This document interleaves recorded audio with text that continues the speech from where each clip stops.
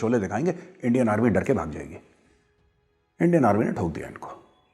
अब चाइनीज के लिए भारी पड़ने लगा। अब चाइना देख रही है तब से कि कुछ यार फेस सेविंग हो जाए। फेस सेविंग यानी कि दोस्तों, अगर मैं आसान शब्दों में बताऊं, किसी प्रकार से कुछ हमें ऐसा मिल जाए कि हमारी जो बची कुची इज्जत है ना वो बच जाए, और दुनिया के सामने चीन का जो एक सुपर पावर होने का, एक महाशक्ति होने का जो भ्रम था वो बरकरार रहे और उस पर दरार ना पड़े और लोग बेइज्जती ना करें चीन की। तो किसी तरीके से फेस सेविंग डिवाइस मेथोडोलॉजी चीन को मिल जाए। तो चीन को मिली, धीरे धीरे चीन वहां से अब खिसक गया पीछे। क्या चीन दोबारा आ सकता है? बिल्कुल आ सकता है। क्या चीन दूसरे जगहों से डिसएंगेज होगा? अरुणाचल में फॉरवर्ड पोस्चर है साहब, सिक्किम में फॉरवर्ड पोस्चर है, उत्तराखंड में, हिमाचल में, हर जगह चीन ने फॉरवर्ड पोस्चर ले लिया। हर जगह से चीन पीछे हटेगा, हर जगह से। लेकिन यह कोई गारंटी नहीं है कि अगले साल चीन नहीं आएगा या इसी साल चीन वापस नहीं आएगा। चीन दोबारा आएगा और इस बार चीन कुछ खास, बहुत कड़वे सबक सीख के गया इंडियन आर्मी से। वो सबक चीन सीखेगा, उसके बारे में पढ़ाएगा अपने सोल्जर्स को, अपने जनरल्स को, और फिर चीन बेहतर तैयारी के साथ आएगा। हमें भी जरूरत है कि हम बेहतर तैयारी करें। लेकिन दोस्तों, मेरा ना फिर मन, दिल, दिमाग किसी और भी डायरेक्शन में जाता है कि ऐसा होता क्यों है, ऐसा होता क्यों है। और कहीं ना कहीं गलती हमारी, और हमें मानना चाहिए। थोड़ा सा दिल बड़ा करें अपना, दिमाग अपना खोलें और बाहर की हवा अंदर आने दें, दिमाग की रोशनी आने दें, फिर हमें पता लगेगा कि गलतियां हमारी भी हैं। और हमारी सबसे बड़ी गलती जो है, हम लोग बहुत डिफेंसिव हैं। लोग हमारे बारे में क्या सोचेंगे, हम तो ऐसे नहीं हैं, हम तो अच्छे लोग हैं, हमें ऐसा करना चाहिए, ये सब चीज़ें हमें ख़त्म कर देंगी एक दिन। देखिए दोस्तों, मैं आपको साफ सीधी बात बताता हूँ। ये इंडियन आर्मी के भी ऑफिसर्स से, कुछ ऑफिसर हैं, सारे नहीं, कुछ ऑफिसर से बात करता हूँ तो वो लोग हर समय कहते हैं कि we are a non expeditionary army. हम अफगानिस्तान में क्यों जाएं? भारत ने कभी किसी पे हमला नहीं करा। ऐसी बात नहीं है कि भारत ने कभी किसी पे हमला नहीं करा। डोगरा आर्मी के थे जनरल जोरावर सिंह, वो तिब्बत को खड़का कर आ गए थे, चीन तक पहुंच गए थे। वो क्या भारत में है? कंबोडिया में अंकोरवट के मंदिर हैं, कैसे पहुंच गया वहां पे अंकोरवट के मंदिर? ये चोलाज हैं, पांड्याज हैं, चेराज हैं। महाराजा रंजीत सिंह का आपने नाम सुना है? केसरी फिल्म देखी है ना आपने? केसरी फिल्म एक सच्ची घटना पे आधारित है, the battle of Saragarhi. 4 Sikh unit का नाम है। ये 4 सिख पे असली घटना पे आधारित है ये केसरी फिल्म। केसरी फिल्म उस समय दिखाया है कि किस तरीके से हमारे सिपाही, ब्रिटिश इंडियन आर्मी जो कि इंडियन आर्मी थी उस वक्त, वो गई थी। महाराजा रंजीत सिंह का तो साम्राज्य था अफगानिस्तान पूरा का पूरा। तो पूरे एशिया तक, आगे तक ये लोग गए थे। साउथ इंडिया में जो किंग्स थे, मैंने जिनका नाम लिया है, चेरा, पांड्याज, चोलाज, इन लोगों ने कहां कहां राज नहीं करा, कहां कहां फौजें अपनी नहीं भेजी। तो देखिए, भारत तभी अंदर से स्थिर था जब भारत बाहर अटैक कर रहा था। आप अगर बोलेंगे साहब हम तो बहुत भले हैं और हम किसी पे हमला नहीं करेंगे, तो फिर लोग आपके ऊपर हमला करेंगे। ये एक यूटोपियन आइडियोलॉजी है कि एक परफेक्ट वर्ल्ड है। कुछ लोग हैं इंडिया में जिनके दिमाग थोड़े से खराब हैं कि ये कहते हैं कि साहब एक परफेक्ट वर्ल्ड है, यहां पे आप किसी को बुरा नहीं बोलेंगे, कोई आपको बुरा नहीं बोलेगा, सब राम राम कह के हाथ जोड़ के। ऐसा नहीं होता है। अगर आप हाथ जोड़ेंगे, कोई आपके हाथ काट देगा और आपको समझना पड़ेगा आपके पास क्या चाह रहा है। आपके पास ये चाह रहा है कि सबसे पहले आप उसके हाथ काट दीजिए। यहां पे कोई दोस्त नहीं है, यहां पे कोई दोस्त नहीं है इस दुनिया में। आपको अगर चाहते हैं कि दुनिया आपकी दोस्त बने, तो जो मैं अक्सर कहता हूं, मैं दोबारा कहूंगा, भय बिन होए न प्रीत। आपको भय पैदा करना पड़ेगा। मेरी बात हो सकता है आप सब लोगों को कड़वी लग रही हो, क्योंकि आपको ना इंग्लिश एजुकेशन की वजह से आपको यह बताया गया है कि India is a peace loving country. Peace loving country. मुझे यह समझ में नहीं आता ये झूठ किसने सिखाया आपको। आप कभी इंडिया गेट गए हैं? गए होंगे ना आइसक्रीम खाने के लिए। दोस्तों, कभी इंडिया गेट जाइएगा। इंडिया गेट में आपको पता लगेगा जो नाम लिखे हैं इंडियन आर्मी के, जिन्होंने अपनी जान दे दी देश के। First world war, second world war में ये लड़ाइयां हुई कहां थी? फ्रांस में, यूरोप के और मुख्तलिफ कोनों में, नॉर्थ अफ्रीका में, मेसोपोटामिया में, बर्मा में, पैसिफिक आइलैंड्स में। यहां इंडियन आर्मी लड़ी है। नॉन एक्सपेडिशनरी आर्मी कब से हो गई इंडियन आर्मी? इंडियन आर्मी कहती है ना हम 250 साल पुराने हैं। इंडियन आर्मी 1947 के बाद तो नहीं बनी। इंडियन आर्मी गर्व से कहती है कि हम 250 साल पुराने। तो दोस्तों, यही आर्मी है जो दुनिया का ऐसा कोई कोना नहीं, मेरी खुद की रेजिमेंट, कुमाऊं रेजिमेंट, हम लोगों ने कहां कहां झंडे निकाले, कहां कहां झंडे निकाले, आप बताइए। कौन सा ऐसा थिएटर है ऑफ वॉर दुनिया में जहां पे मेरी रेजिमेंट ने लड़ाई नहीं करी और अपना लोहा नहीं मनवाया? जहां पे कुमाऊनी गया कालिका माता की जय बोल के, वहां पे दुश्मन कांपा है। और यही सच है, या तो दुश्मन से आप पीछे दुश्मन आपको पीछे हटा देगा, या आप दुश्मन को पीछे हटा देंगे। आपको सोचना है आपको क्या करना है, whether you want to scare the enemy और let the enemy scare you.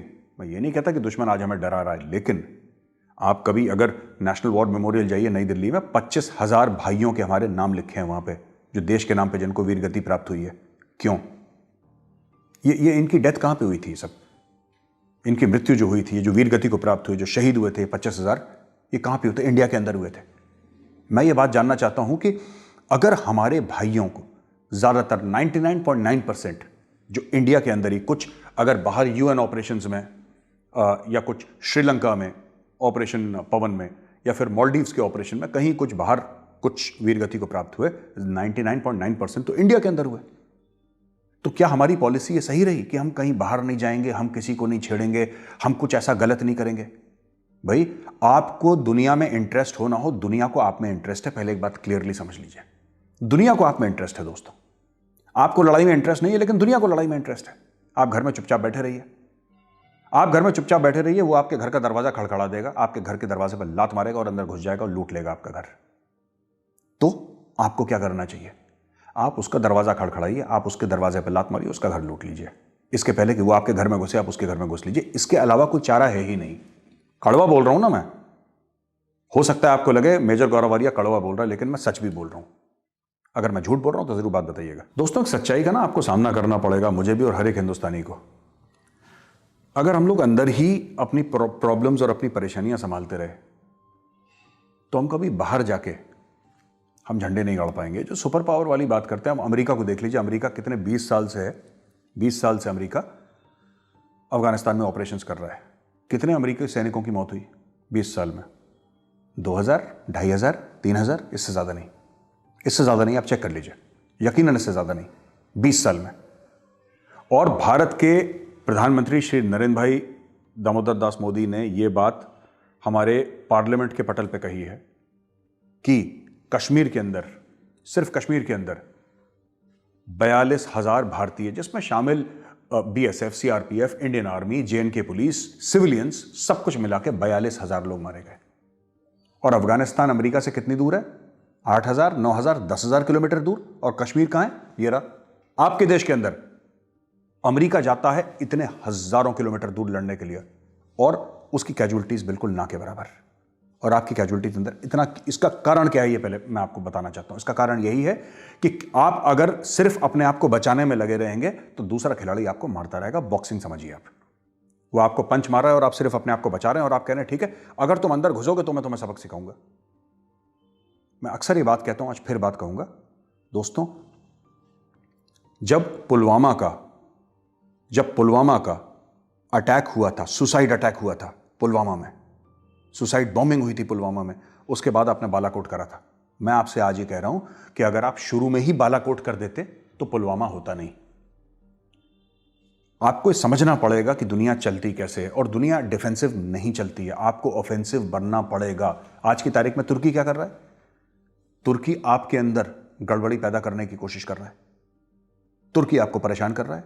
Turki radical Islamist को पैसे खिला रहा है, बोल रहा है हिंदुस्तान को खड़काओ, जरा कुछ करो यहां पे दिक्कत। पाकिस्तान कर रहा है, आप लोग क्या कर रहे हैं? हम लोग क्या कर रहे हैं? हम लोग कुछ नहीं कर रहे। क्या हमें नहीं पता कि कुर्द कौन है? हमें नहीं पता कि कुर्दों का मसला क्या है, उनका मामला क्या है? हमारे पास पैसे नहीं है क्या? 10 गुनी ज्यादा पैसे हैं तुर्की से, 10 गुनी ज्यादा। अगर हम चाहें तो तुर्की को पता नहीं लगेगा कि पंच कहां से आया, कहां लगा और तुर्की कहां पे नॉकआउट हो गया। लेकिन करने वाली बात है दोस्तों। देखिए, आज जो मैंने टॉक करी ना, उसका एक सीधा सा निचोड़ है, छोटा सा निचोड़ है दोस्तों। और निचोड़ ये है कि अगर आपको अपने घर में सुरक्षित रहना है, अगर आप चाहते हैं कि आपका घर सुरक्षित रहे, तो दूसरे का घर असुरक्षित करना पड़ेगा, वरना आपका घर कभी सुरक्षित नहीं रहेगा। पुराने टाइम पे जो हमारे राजा महाराजा थे, उनको ये पता था कि ऐसा होना है, इसलिए वो 24 घंटे 365 दिन किसी ना किसी से लड़ाई करते रहते थे। कभी इस राज्य में आक्रमण करा, कभी इस राज्य में आक्रमण करा। और जो अशोका द ग्रेट जिसको कहते हैं ना, अशोक महान, जिसकी बड़ी लोग पूजा करते हैं, वो भी जब शांतिप्रिय बना ना, तो कलिंग में 2 लाख लोगों का सर काट के शांतिप्रिय बना अशोक। इसलिए लोग अशोक को आज याद करते हैं कि शांति की मूरत कहते हैं अशोक को। लेकिन महाराजा अशोक ने बहुत मारकाट करी, बहुत खून बहाया और इतना बड़ा अपने साम्राज्य को कर दिया कि फिर उनके दुश्मनों को भी शांतिप्रिय रहने के अलावा और कोई चारा था ही नहीं उनके पास। यही तरीका अमेरिका जानता है। आपने कभी सुना है कि अमेरिका के अंदर कुछ गड़बड़ हो गई? अमेरिका के अंदर कभी गड़बड़ नहीं होती। तो छोटा मोटा प्रॉब्लम चलती है, हर मुल्क में चलती है, लेकिन अमेरिका के अंदर आपने कभी नहीं सुना होगा। क्यों? क्योंकि अमेरिका पूरी दुनिया में प्रॉब्लम करता रहता है साहब। रशिया पूरी दुनिया को छेड़ता रहता है, पाकिस्तान पूरी दुनिया को छेड़ता रहता है। पाकिस्तान का तो बास्केट केस है, मामला ही खराब है पाकिस्तान का। It's not example to give. लेकिन अगर आप चाहते हैं कि आप सेफ हो, आप सिक्योर हो, आपको चीन के अंदर प्रॉब्लम करनी पड़ेगी। और मैंने बताया था रोड मैप पहले डिफेंसिव ऑफेंस में। अगर आप चाहते हैं कि कुछ बढ़िया हो आपके मुल्क के साथ, आपको पाकिस्तान के अंदर लगातार प्रॉब्लम करनी पड़ेगी। जब तक पाकिस्तान फिसलन में रहा, जिसको कहते हैं ना एक पैर कब्र में और एक केले के छिलके में, तब तक पाकिस्तान तमीज से रहेगा। जब तक चीन डरा कांपा रहा, जब तक चीन को पता है कि हमारे घर के अंदर कुछ हो सकता है, तब तक चीन तमीज से रहेगा। जिस दिन आपने बोला कि नहीं साहब हम तो गांधीवादी लोग हैं, हाथ जोड़ के अगर आप आएंगे तभी हम एक्शन लेंगे वरना कुछ नहीं करेंगे। कारगिल में 527 लोग हमारे शहीद हो गए, हमारे भाई इंडियन आर्मी के 527। हमने लाइन ऑफ कंट्रोल पार नहीं करी। क्यों नहीं करी? क्यों नहीं करी? क्योंकि पाकिस्तान को कहीं ना कहीं पता था ये लोग नहीं पार करेंगे, ये फिर वही गांधी का गाना गाएंगे ये लोग। और आपने गांधी का गाना गाया और आपका गाना इतना महंगा पड़ा कि 527 हमारे भाई शहीद हो गए। अगर आप पाकिस्तान को पहले ठोक देते तो कारगिल होता ही नहीं। आप इंतजार मत करिए कि लड़ाई होगी, जंग होगी, चीन जंग छेड़ेगा, पाकिस्तान जंग छेड़ेगा, तब आप इनको ठोकते रहिए, आप घास काटते रहिए। घास